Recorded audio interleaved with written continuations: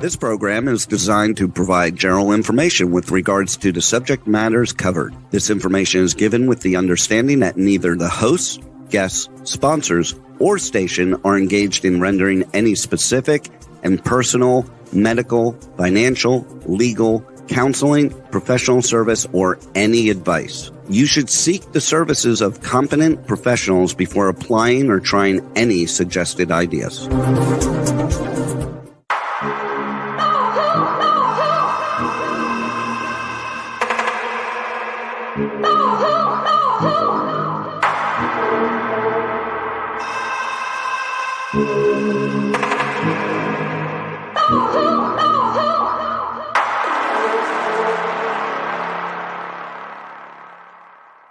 Good morning, true seekers and true crime junkies. Welcome back to another episode of Hit the Road, Jack, Finding the Zodiac. I'd like to welcome Harriette Sucher to the show this morning. Yes, good morning. Good morning. I'm excited. New letters, new solves, new everything. All right, we're going to just hop on over immediately here to the PowerPoint presentation, of course. We left off last week talking about the new truck that Jack had bought, I believe, from Nora's grandfather, which is who he had bought the acreage from up in Mount Auckham. A little thing that I didn't actually touch on or talk about is that at one point in time when the FBI was working with Dennis Kaufman in this case, they had literally taken cadaver dogs up to the property where Jack had owned the acres. They did actually find human remains. The FBI thought that it was too intrusive to go to all the victims' family members to ask for what they called were bone marrow draws to do DNA comparison to those bones. But we do know that there were human remains found on his property. Do you remember Dennis talking about that, Harriette? Yeah, it was very disturbing for him, but he felt really angry that they didn't pursue and do, just like you said, a whole bunch of DNA testing to see, who were they? Right. So, we literally only have the skull, right? We only have the skull of Donna Lass that was found out off of the 20 and 80, or was that 20? Yeah, I think it was 20 and 80, right? 20, yeah, near that junction area. But, so we know we're missing the rest of her body parts. Wouldn't you start there if you were going to find them near South Lake Tahoe somewhere? Exactly. Yeah, well, I have some of the solves, and I think we've done them recently, where he's saying that the remains, some of them ended up in the North OHV, but I'm seeing that it's also possible that they were eventually moved. So yes, why didn't they just, if they knew that stuff was going on with the Donna Lass cases and Jack possibly being it, why didn't they do the DNA? Why? Yeah.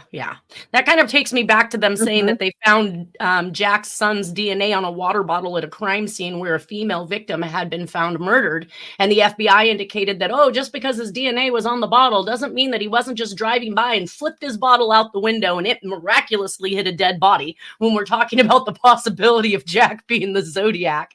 I don't know. There's just so much with the FBI sometimes. Anyways, that leads us to another FBI statement. Moonlight at one point in time had sent me information in regards to a particular Zodiac sign that was found on top of a mountain. I'm going to read you that information because I don't know this stuff by heart, but she says, Nanette, I respect what you were doing to unfold. The further I got into this, one can't get Dewhurst's book. It is, or I guess she was complaining, you can't get Dewhurst's book anymore. It's been expunged. Dennis's page being expunged and his passing. I fear for you and your discoveries. This is a lot of scandalous government cover-up. Every time I watch one of the videos, something else hits me. Now I had to look up the Texas yogurt shop, which we've not gotten there, you guys. I think that's 1979, but we're close. It has his signature all over one. Every time I, okay, the thing with the rock formation in Lake Tahoe, FBI immediately there, putting gag order on the guy that discovered it. He will probably be floating down a river soon. They expunged it rather quick. I love that you changed his name to Career Killer. I am like a drug addict, listening to what you say. Buy me some Barto, she says. So I have a picture of this. And it is a Zodiac symbol and circle atop a mountain, way up in Lake Tahoe, and I guess it was imaged on like a 3D type GPS mapping system. And then the guy actually went out to find it, and he has pictures of him standing here next to this rock formation on top of the mountain. And of course, this was pretty hush hush or shut down. She went on to say that today, the San Francisco Chronicle ran a front page article called "Alleged Clue to Zodiac Killer Shrugged Off." It begins: an eerie rock formation that partially resembles the bullseye pattern used by the Zodiac Killer during his reign of terror in the Bay Area in the 1960s has been found in the Sierra Nevada, touching off renewed intrigue over whether a key to the infamous killer's identity could lie in the Northern California mountains. South Lake Tahoe PD is not looking into it. Mike Rodelli, author of In the Shadow of Mount Diablo, finds it very hard to swallow that this was done by the Zodiac. The formation was found by amateur sleuths from Paris, Fakel Zirau. I'm not going to say that correctly. Ziraoui. Apparently, last week, the Times reported that he found it looking at satellite images last year. The rocks are stacked up on a plateau overlooking Hellhole Reservoir. Now, Hellhole, where have we heard this before with the Zodiac? Count Marco. Oh, and I keep getting to that letter today if we move quickly. So Hellhole Reservoir, approximately 10 miles west of Tahoe.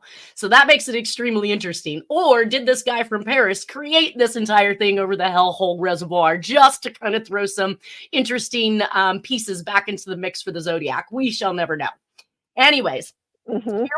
Here we have a picture of Jack standing in that famous Halloween card pose, and it says, an interesting story found in Stephen Dewhurst's book is that the picture, which resembles the Halloween card of Jack where he looks insane, has been attributed to having returned to the house covered with blood and gore after having beaten to death 5 of the neighbors' dogs.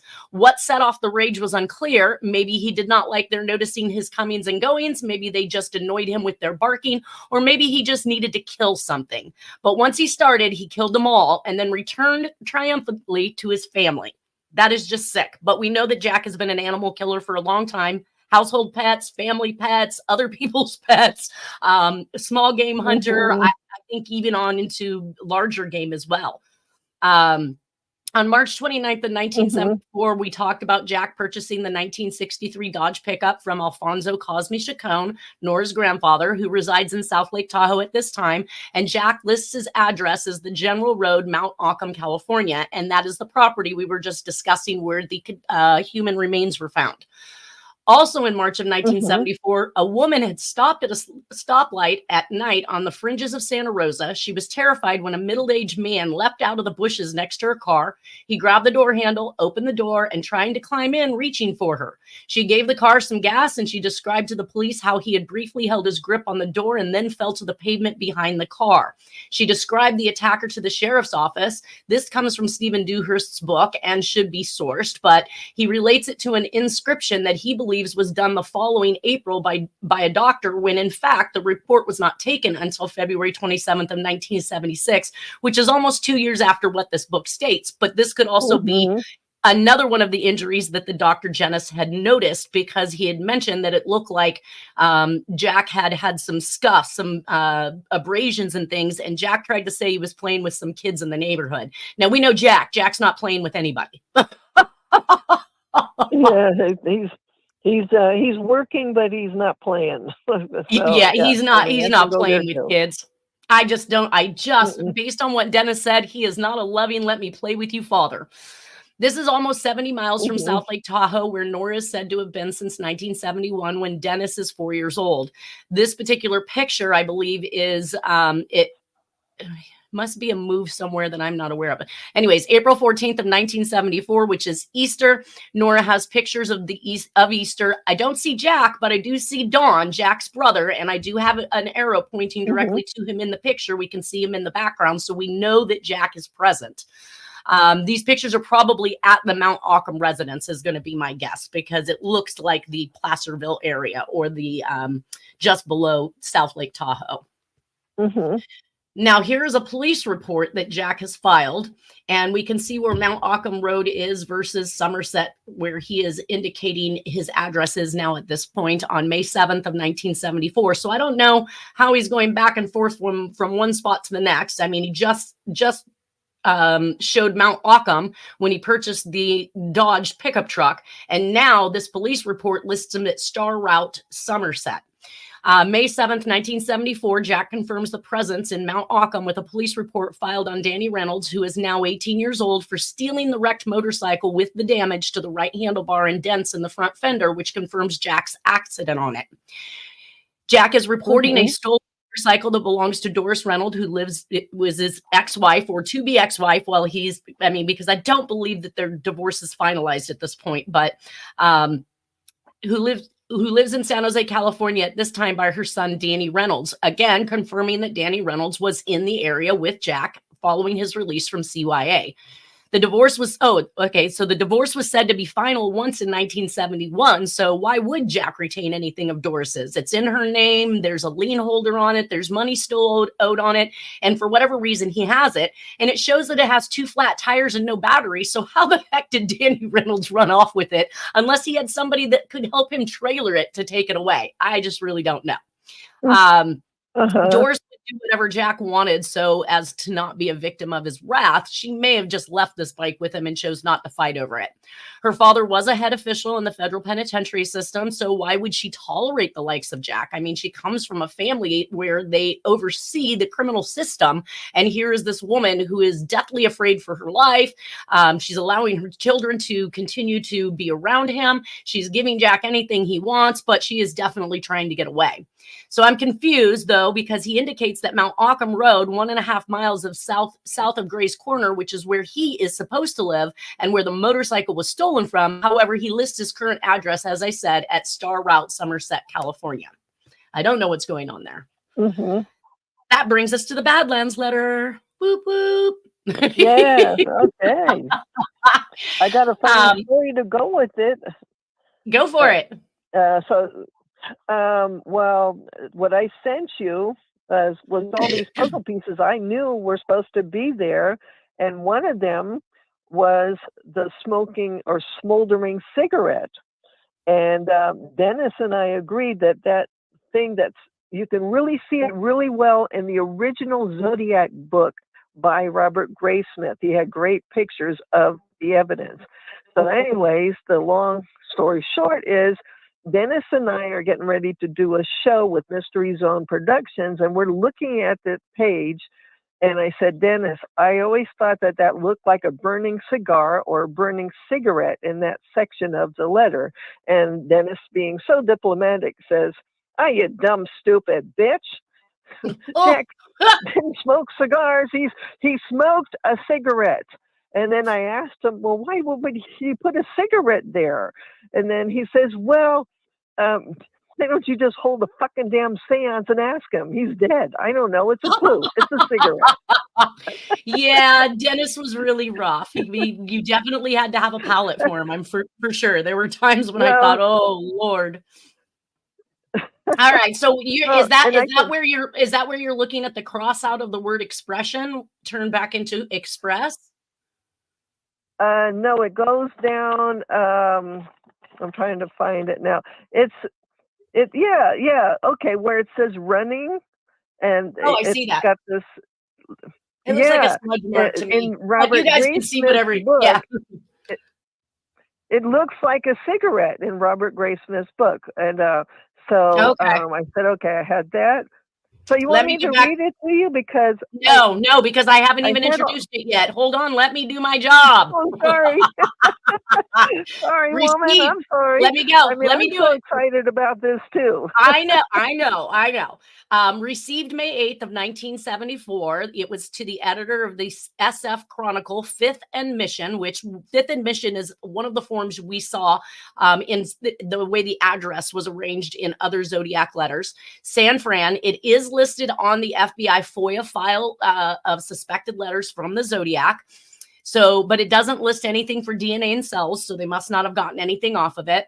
It is signed off a citizen. So let me go ahead and read this letter for everybody. Sirs, I would like to express my consternation concerning your poor taste and lack of sympathy for the public, as evidenced by your running of the ads for the movie Badlands, featuring the blurb, in 1959, most people were killing time. Kit and Holly were killing people. In light of recent events, and he's talking about himself, which is, I'm sorry, I want to say hilarious, but not really. In light of recent events, this kind of murder glorification can only be deplorable at best. Not that glorification of violence was ever justifiable. Now we have justifiable. Why don't you show some concern for public sensibilities and cut the ad? A citizen. That was awfully nice of him. Again, he's just he's just writing in, taking the chance of getting busted by writing in a letter that actually has no pertinent value whatsoever. So we will talk about that solve here in a second. I want to talk about some of the consistencies with the other letters. The A citizen thing is a watchmaker from Tokyo. Obviously, we know time is a thing. Japan, Tokyo, Japan, that synchronized with the atomic clock of Boulder, Colorado. The Badlands movie was actually created by somebody named Terrence Malick, and Terrence, being spelled Terrence, is just like the last name Jack just used in March of this year when he was busted for his last crime. So Wikipedia also shows that JonBenet Ramsey can be a reference to a future crime that is being perpetrated, which I think is interesting because, again, he is telling us about crimes years and years in advance. I've seen letters mailed and received 17 years apart and crimes predicted up to more than 10 years in the future. So it doesn't make it sound so crazy when you're telling us about the Twin Towers or the possibility that these letters were decoding something that was telling us about the future, because we've seen it happen. And then the concern for public knowing the truth is just like the Sherry Jo Bates confession letter and the Patricia Houts letter, to Vowinovich that we're going to see in the 2000s, and to Tom Voigt. All of it is he wants the public to know. On May 8th, reference to the movie's Badlands being poor taste and lack of sympathy for the public, always referencing some type of movie, story, or the news, just as the Zodiac describes The Exorcist as satirical comedy. He now describes this as murder glorification, as if that is not what he has done with his killing and his extorting front page access for his deeds. Some of the words that stood out to me were murder glorification, deplorable, justifiable, public sensibilities, evidenced equals proof. We know that the Zodiac was constantly talking about proof. So I'll give you a quick synopsis on the Badlands movie. Badlands is set in 1955 and is narrated by the impressionable 15-year-old Holly Spacek, a teenage girl living in a dead-end South Dakota town called Fort Dupree. Holly lives with her sign painter father, although their relationship has been strained since her mother died of pneumonia 10 years earlier. One day she meets the 25-year-old garbage collector Kit. Describing her adventures with Kit in romantic cliches is juxtaposed as Kit's increasingly antisocial and violent behavior is slowly revealed.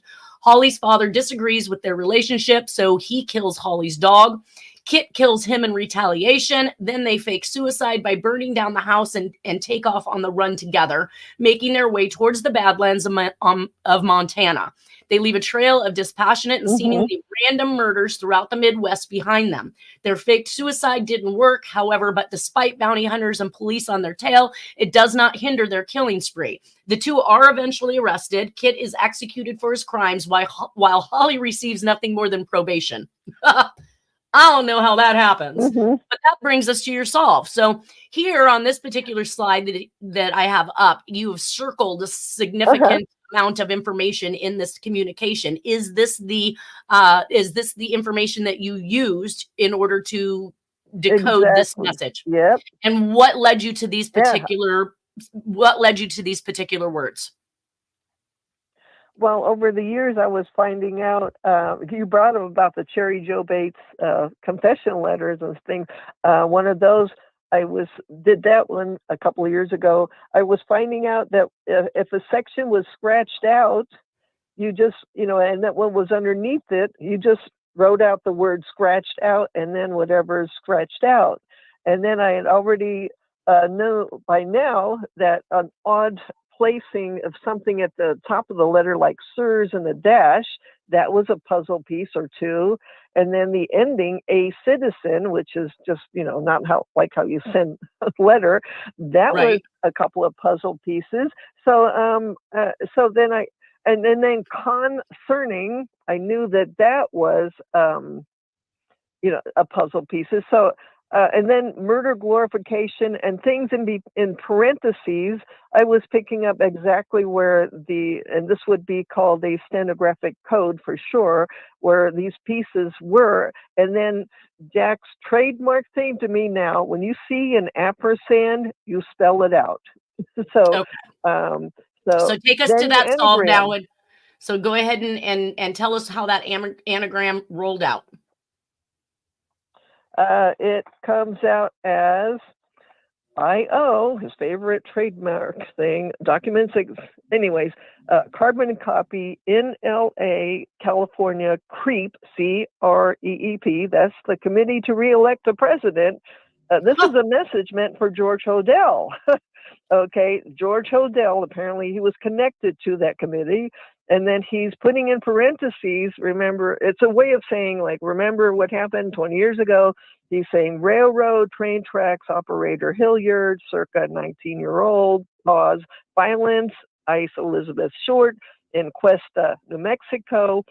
I'm ill, sick, no kidding. President Nixon to resign. I left Kent Short's burning cigarette at Donna Lass RN apartment. Please answer, did Chip Boylan or Prescott Bush of Connecticut and the aide London save MK Ultra Medium that is on the stamp? I'm running out of time. And then he signed it, J.W. Torrance II. Now, what I thought was interesting in this solve is the fact that you mentioned Elizabeth Short in Cuesta, New Mexico. This is the second time outside of lipstick killings where we had references to Mexico, and I know that the reference was Mexico, not New Mexico, but to hear you have solved something that puts into Cuesta, New Mexico, when one of the Black Dahlia communications indicated they were on their way to Mexico, that's just another diversionary tactic. So you're not looking in the right direction, but would make some sense or pull back in the sense of Mexico in those communications for Black Dahlia. Let's see, what else? Who's Kent Shorts? Oh, Kent Shorts, that's the cigarettes. When I was about to send you this information, I have it noted here, or KS.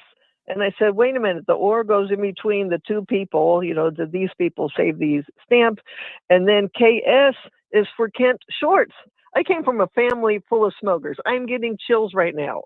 We were wondering a couple of weeks ago, what brand did Jack smoke? I know. See, if we could only ask these questions in hindsight, like I would love to be able to blow up one of his pictures because I know we have some with him smoking cigarettes. Yeah. All right. That's why that brings us on me about the cigar. Right. Now, I have literally brought back in the postcard, which we did go over the Richard Nixon postcard, so I'm not going to go over it in detail so that we can move on. But I did bring it back into play because it technically was mailed May 25th of 1974, and this is where it belongs chronologically in the presentation. But I did do a handwriting example of some of the different anything that is in a box is either by Jack, by one of the communications that I believe are executed by the Zodiac Killer. But we can see the G's here and how these G's have these funky little crossbars on them that point downward with the lean over to the right. We can see that in King. We can also see what I refer to as the number 6G right here from another one of the communications, and we can see that here in the postcard. The letter Z, I pulled out some that you could see this bottom crossbar that is curved upward to the right. Meanwhile, that top portion of the Z and the middle section are very consistent with each other as well. I found that this particular postcard was definitely consistent with the SLA letter. And then we can see the T's, and these T's are from all the way back from lipstick killing all the way forward into the anthrax mailings. And that's those long T-bars with the very short tops on them. And that is definitely consistent with what we have going on in this particular communication. Now let's see if there's Patty Yep. Hearst. Hearst has an affiliation to the SLA. We've already seen that in the SLA letter. It's sent to Richard Nixon saying they, are going to get his daughter next. And it seems to be a running tag, you guys. I'm telling you that all of these highfalutin individuals who are losing their daughters in the middle of something major, like running for Senate or running for office or anything, seems to be how the mob controls these people. It says, take note to the letters GTZW and the long straight apostrophe again. We've got concerned citizen once again. Zodiac reference. We have the sideways stamp, which is a Zodiac MO. We have the Christmas stamp in May, right? Like he's throwing down with Christmas in May. And for freedom, the DB reminds me of the DB Revolution, the Georgette Bauerdorf Divine Retribution, and the Black Dahlia Justified. So I don't think I need to go over this. Can I interject really quick? Yeah. I was able to center on that. That was definitely a telephone letter because that stamp, it was now 10 cents to mail, and that's an 8-cent stamp. So it would have never went through the U.S. mail. So he's never postage it properly. It's either not postage, under postage, or over postaged. That's what I'm just wanted to see. That's how I was able to come up with so many more details. And I said, I got to identify everything about that stamp and then anagram. But I found that to be interesting because, people were saying, oh, that was mailed then. Nope, it would have not went through the U.S. mail. But anyway, keep going. Right. So we definitely have this postcard that's from the area where D.B. Cooper was suspected to be, which is Oregon. Postcard is mailed from California. We crisscross that with the trolley stamp from San Francisco being mailed in one of the D.B. Cooper communications. And we have this letter next to it that's talking about Charles G. Rebozo, who is good friends of Nixon. And he's literally commending Nixon's stance on Martin Luther King. And this postcard is addressed to Dear King. So I don't believe that even though it's addressed to Richard Nixon, that the message itself starting out Dear King is anything other than probably Martin Luther King at this point in time. And here's some images of that post. It is. And here's some of the images that Harriette had found, which is the color version of this postcard. Beautiful color version. We can see what it looks like now. It's showing a river, and we know D.B. Cooper, purportedly dropped some money at rivers. So it all kind of just meshes in with one another.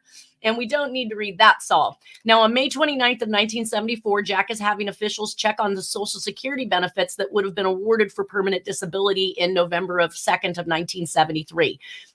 So while he got awarded stuff, he wasn't receiving any funds, but he is still moving around and doing things as if he has money. This means that Jack is not getting any money yet from this disability claim because this particular letter is from his attorney, I believe, and it's to Dear Senator Tooney. This is in further response to your inquiry concerning Mr. Jack W. Terrence's disability claim. For gosh sakes, for the first time on one of these letters, his name is spelled correctly, but that's because he's trying to get money. I cannot provide you with a full report at this time because the case is in process outside of Baltimore. Our Bureau of Disability Insurance is aware of your interest and has asked that action on the case be expedited. As soon as the records are received and reviewed, I will write you again. Should any delay occur in reaching a final decision, I will, of course, furnish you with the appropriate interim reports. Sincerely yours, James B. Cardwell, Commissioner of Social Security. Now, this letter's being sent to Senator Tooney. How many senators do you know getting involved with people's Social Security benefits? Wow. So what year was this again? 74? 1974. Oh, okay. Because I got something from 1975, and I think I tried to see where I found Jack Torrance's name on some activities for money coming out of our congressional people. I have say to that again because you were kind of you were kind of cutting out when you said that. So repeat that. You found what? I found Jack's name in some budget thing for where he's to be paid in 1975, and I believe it says John W. Torrance, and it's a certain amount of money. That and so I have to send that to you. I found that a couple of years ago, and I was looking for something else, and this came up from some kind of Congress archive site. So that's interesting. paid to do something in 1995? And I'm like, yeah, he was getting paid to help kill Sam Giancana and Hoffa. So I have to find that and send it to you. Well, and we see a move in him buying another property, I think, in 1975. And we're going to get to that here any second. So on June 25th of 1974, there's an actual response from the United States Senator John V. Tooney, who is pretty much blowing him off. And this is not going well for Jack. So I think that sometimes some of these things have been triggers where he begins to kill again just to have a release. So this letter from the United States Senate directly to Mr. Jack W. Terrence, P.O. Box 3, Mount Auckham, California. So Mount Auckham is maybe where his P.O. Box is, and Star Route is where he's actually living. And that might be the key there between why we have the double address. Dear Mr. Terrence, enclosed is an interim response that I received from the Social Security Administration concerning your inquiry. This is to assure you that I am interested in your case and shall do everything possible to expedite the processing of your claim. I would like to apologize for the delay in responding to your inquiry and the length of time it has taken the Social Security Administration to assist you. Please be assured of my continuing interest and assistance in this matter. Yada, yada, yada. Sincerely, John V. Tooney, United States Senator. So Jack is still in June of 1974 trying to collect these Social Security benefits. That brings us to the Count Marco letter. Dun, dun, dun. It is return address RP, Red Phantom, because that's how it's signed off on the letter. Received July 8th of 1974. It is mailed to the editor of the San Francisco Chronicle in San Francisco, California, and there is no street address for this. So again, this is him showing his ability to get things around without properly addressing them. My stuff always gets returned. How come my stuff, if not properly addressed, comes back to me, but the Zodiac's goes everywhere? I did a comparison of the RP to Cooper and Zodiac Killer and Jack's HP in this particular communication and found that they were consistent. We've done the handwriting on this. Zodiac is describing himself while telling off someone he obviously doesn't agree with. So the letter reads, editor, put Marco back in the hellhole from whence it came. He has a serious psychological disorder, always needs to feel superior. I suggest you refer him to a shrink. Meanwhile, cancel the Count Marco column. Since the Count can write anonymously, so can I. So he's telling you that he knows how to write to not be discovered, but I'm going to show you something here in a second.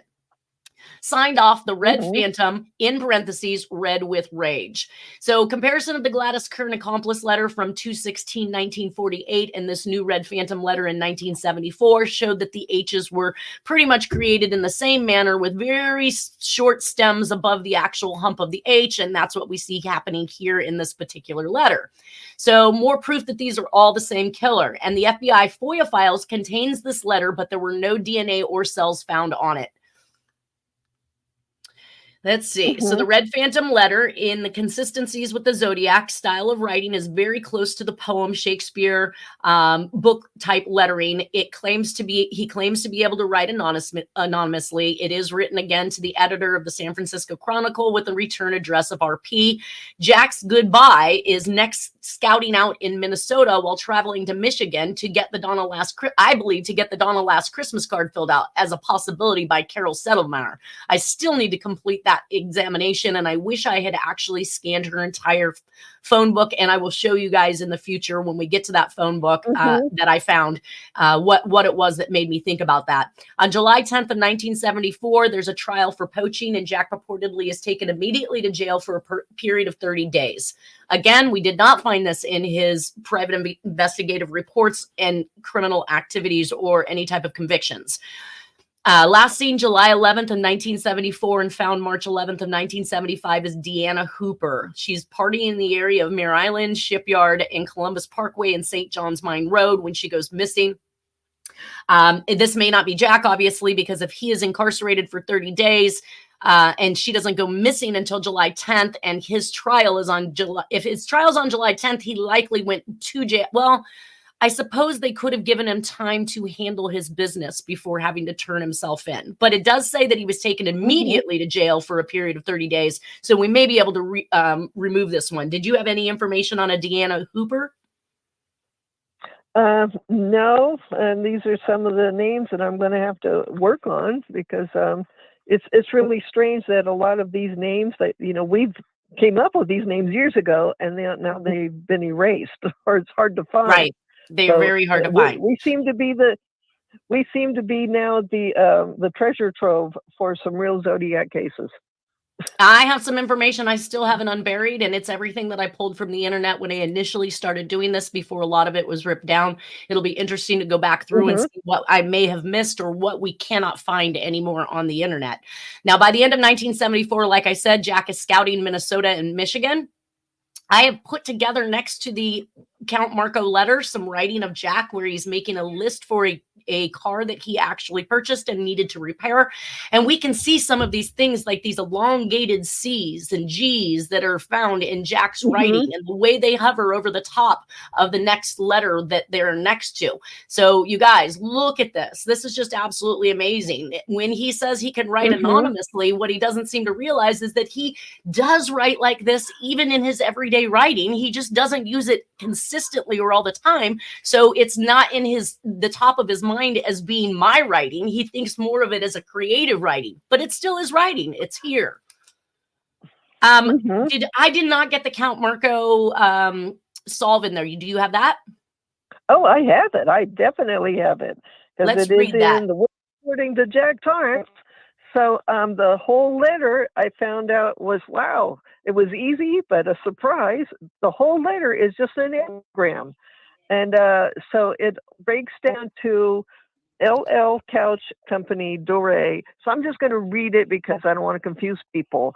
It's saying Little Lenny Schultz Couch Company, Joshua Dore, place located in Michigan, Reno United Auto Workers Union, whole camera, see container of Mother Marilyn DiMaggio, Mother Elizabeth Short photographs when die with first class stamps. You, Count Marco, licked that current White House H.R. Haldeman sent to Cicely Sam Giancana from Kennedy, White House United Nations Defense Secretary, who Haldeman, his CIA Oval Office call erased, and the United Auto Workers, Reno, Nevada, recording to San Francisco, California transcripts be in same container. Wow. Now, you mentioned, did you just mention Michigan? Yes. Yes. I wish I failed to get that in. I've been so busy this week. I did not enter that solve. I will make sure it gets into the presentation, obviously, but I did not get a chance to read it before you just read it. And I am telling you guys right now, we are going to see the next crime spree. Jack is going to leave California, move to Minnesota, 12 hours from Michigan, where Nora Kaufman has family members, and we're going to see the next crime spree we're going to be talking about in 1976, which is the Oakland County child killer. And so when I say that Jack has left California, moved to Minnesota, we do not see any more murders in California. And if there are murders in California, Jack has literally got something in court back with a doctor or in court back in California during the time it happens. So it's not insane that when I say Jack is not here, the murders are not happening. If Jack is here, we're going to start seeing murders. We're going to see murders in Minnesota. We're going to see murders in Michigan. We're going to talk about the phone book that was found from a gal who just up and disappeared in 1977. At the same time, Jack left Minnesota and moved back to Texas. We see this gal up and just disappear in, well, maybe it was 1977, because I think that was Timothy King. I believe that the murders began King, he was one of the attorneys that I think had something to do with Little Lenny Schultz. I mean, there's so much that, there's stuff going on there. So who's Little Lenny Schultz? Who's Little Lenny Schultz? He's a mob guy. And I think he's from Michigan? He's running the Couch Company, Joshua Dore. Yeah, he's I think he was a part of the DNC to get Kennedy elected. I'm trying to remember, but a lot going on there. When did Giancana die? Place. What was that? Oh, that's what I'm saying. Jack is now getting in place to help kill Hoffa and Giancana in 75. And where's So Giancana positioned? Where's his location at this time? Giancana is now, he was, oh God, I'm trying to remember. Oak Park, Michigan, I think. So, wow. Or so Chicago. It puts him right in the heart of it. And like I said, it always seems like he's there for a particular job and everybody else on the outside is meant to look random, as if it's some random serial killing spree. Yeah, so he's in position, and I got some information of Jack being in position somewhere in that region, doing something with the ROTC, helping to train some young boys to. I mean, there's so much that he's now in position. That was their main thing, was to get Giancana and Hoffa. They spent like 10 years doing that. So now the move makes sense. So Jack is left to scout out Minnesota. And of course, we always see one murder that occurs. Then he comes back, he gets the family. And when he's moving into town with the family, it appears as though he's this new family man who has just moved into the area, couldn't possibly be responsible for the initial murder that occurred 3-4 weeks before, because he wasn't there. And then we always see an exit murder at the same time. So we'll be looking for those to come up. It is a pattern that happens. He's only around wherever he is committing that particular crime for approximately 10 to 11 months in most cases. And we're going to see that pattern wrap up around Minnesota, and some interesting information that we've developed over the time through stories from Dennis Kaufman, Jack's own information, and receipts that he's kept. It again just blows my mind, the things that Jack kept. Why haul this stuff around with you? Why pay for this stuff to stay in storage? Most people would have kicked it, but Jack kept every single one of them. That brings us to August 9th, 1974. What's that? I was going to say, that way he's holding a lot of power there. He's got the goods on people, by keeping it with him. In his second term, Nixon ordered an airlift to resupply Israeli losses in the Yom Kippur War, a war which led to the oil crisis at home. There's never been an oil crisis. Like, come on. We've always had so much oil. They literally just use it as a way to pump up the money and make extra profits and then drop it back down. How all of a sudden do you have enough supply when last month you didn't? It's actually kind of a pattern. If you look at it throughout the year, you'll discover when they actually raise those gas prices, it's their turn to make some money and to gain the extra profits. And then they usually dip down and reduce the price of that gas when they want us to either go on vacation or buy for the holidays or Mother's Day or Valentine's Day. You notice that the gas always goes down. And that's for us to have a little bit of relief in what we're paying so that we'll go spend money elsewhere. By late 1973, the Nixon administration's involvement in Watergate eroded his support in Congress and the county. On August 9th of 1974, facing almost certain impeachment and removal from office, Nixon resigned the presidency. Afterwards, he was issued a pardon by his successor, Gerald Ford. This is just sickening, you guys, that you can just simply say, you know what, peace, I'll resign, and avoid any type of criminal punishment for whatever it was that you were involved with. So he's looking at impeachment and removal from office, but he just gets to resign instead and then is issued a pardon. Bless his heart. The pardons. Well, we just covered that, that they're knowing that Nixon is going to resign. So, and then of course, Ford, who's kind of, unfortunately or fortunately in on things, says, well, I got to pardon this guy because if I don't, it brings me down too. So, it's a double-edged sword. Yeah, that's exactly. They knew it was coming. Right. That's exactly like, I think it was Bush pardoning or doing something for somebody who was in the middle of a lawsuit for criminal activities that would have implicated Bush. So to make that case go away means that Bush's name never gets brought up and pardons are once again handed down. It's a consistent thing that keeps. We're going to see this actually with Henry Lee Lucas, which is absolutely mind-boggling, but he literally should never have been given a pardon for anything because he absolutely was a killer. He just didn't kill all the people he was working with the Texas Rangers to close cases on. And I think that was to the tune of something like 200 murders he tried to accept culpability for across the United States until a very honest attorney showed up and said, you couldn't even have been there. You couldn't even have committed these crimes. How did you get this inside information? We're going to talk about those type of government cover-ups as well. Now, I've toyed around with the idea that the Zodiac Killer communications needed to be printed in the newspaper to get them to his handlers or co-conspirators, and that there's a possibility that the newspapers were facilitating these messages.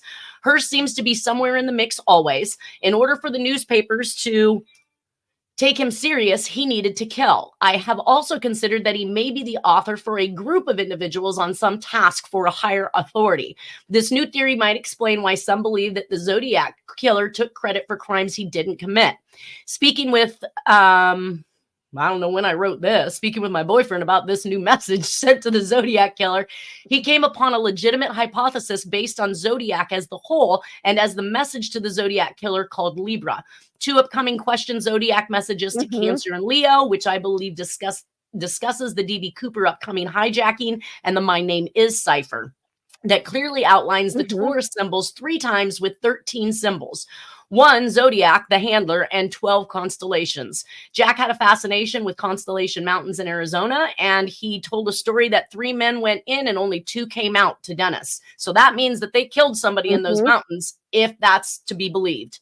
What if the statement, this is the Zodiac speaking, is meant to refer to a group and is signed off as a group with the Zodiac Killer symbol? I do not recall at this I do not recall at this time if there's any, let me finish, Harriet. I do not recall at this time if there's any communication that specifically says I am the Zodiac Killer, and intend to keep a lookout for this reference. This would reinforce the notion of we found in the John Benet Ramsey and the 9/11 communications. The finding in Harriet solves that indicates Jack is telling on others who committed crimes that he did not. It was almost proposed that he was the mailman, which might explain his ability to get these communications moving in the manner that he did. This, coupled with Harriet solves, divulges some interesting questions. I end up with more questions than I have answers. The next hypothesis I plan on exploring is based on the Zodiac Group movement, the afterthought of sending a key code to Sergeant Lynch, even though it had already been publicly announced that the Hardens had solved the 408. So what was the need for this letter if the message had already been solved? What was the need to send multiple messages to multiple locations? Harriette Sucher believes that these codes have been running through an ongoing group for hundreds of years, which might explain the earlier messages found with the gun site sign off. He accidentally knew too much. Now, this was back in 1934, and Jack obviously was not old enough to have been killing people and leaving these messages, but it would conclude that only if it was a group for hundreds of years that's been doing this, it would be the mob. As far as I'm concerned, that's who's been around running our country for the longest time. Might explain the earlier messages found with the gun site sign-off. He accidentally knew too much. Dennis's recollection of a group of men picking up Jack's urn and meeting in South Lake Tahoe. This might help to confirm the Z at the bottom of the Sherry Joe Bates messages as being a sign-off for the group, and looking at these decodes. So I know that there was a point in time when Dennis said that they had cremated Jack and they were holding a service for him, and a group of men in black suits showed up, walked in, didn't say a word to anybody, did not have permission, grabbed Jack's urn, left with it, and then brought it back a few days later. And another time, he told me he was meeting in South Lake Tahoe some individuals he thought that was going to help him close the case on the Zodiac. And these men, also in black, had told Dennis he's okay if he sticks to just the Zodiac murders. Do not look into anything else. And of course, there I was busting his balls about all these other things that I believed that Jack was involved with. And he was a little bit scared. I'm not going to lie about that. That gives us about 2 minutes. I could step into the personal ads, and you do have a solve for that, but it gives us 2 minutes to do it. How do you feel about that? You want to save that for? You're going to have to read. Yeah, you can read. No, we've only got. Ad. We've only got 1 minute now, so we'll save the personal ads. Yeah, we'll save the personal ads for next week. So, is there anything that you would like to add? The cross circle that you found that talked about, up near Nevada, whatever. There were people that thought, and even I think Terry B said that also that was also perfect for something that you could see if you're flying low for a landing spot. So that cartels and government people might need to use that.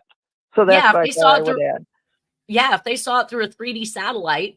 imaging and discovered supposedly this rock formation through that, then it would definitely have been able to be seen by plane. And the kicker in Hellhole matches, lo and behold, the Count Marco letter. So it happened to be positioned in this presentation absolutely perfect. I think that's all we have, you guys. I hope everybody has a wonderful weekend. Thank you again, Harriette, for all your support and help in this. These solves are always interesting and intriguing. I want everybody to enjoy themselves, and we'll see you next Friday.